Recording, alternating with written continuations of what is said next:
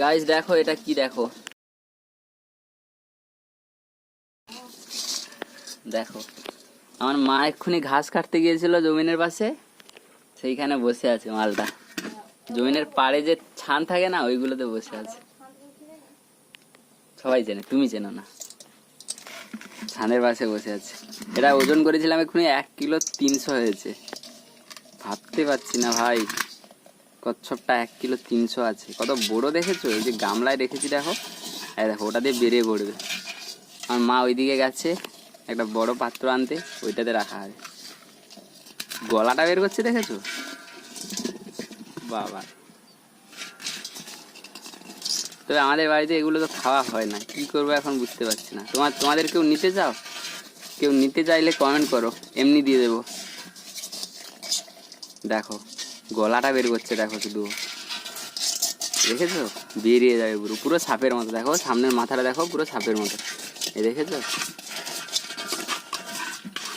খুব তেজ রয়েছে ওর মধ্যে, দেখেছো কেমন গলাটা বের করছে? দেখো মা তাড়াতাড়ি নিয়ে আসো। দেখেছো কেমন বের করছে গলাটা?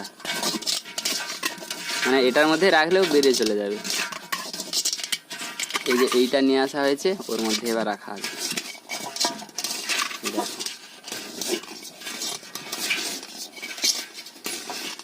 কি ভাগ্য ভাই আমাদের।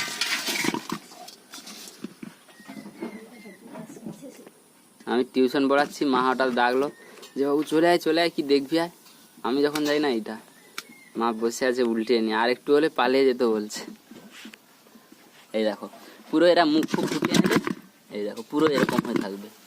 আর এটাকে উল্টে দিলে, কচ্ছপকে ধরতে গেলে এরকম উল্টে দিয়ে ধরতে হয়, উল্টে দিলে এরা কোথাও যেতে পারবে না। এই দেখো এরকম উল্টে দিলে এরা আর কোথাও যেতে পারবে না। এখানে বলে আবার উল্টে যাচ্ছে, ও শুধু পালাবে ছটফট করছে। এবার এইটার মধ্যে আমরা ঢুকে দেবো, দিলে আর চলে যেতে পারবে না। এইটাকে নিয়ে